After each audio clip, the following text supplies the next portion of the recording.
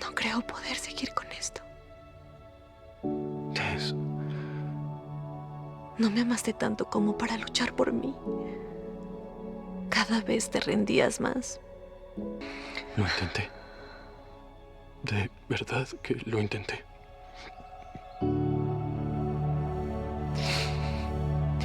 Siento no poder arreglarte.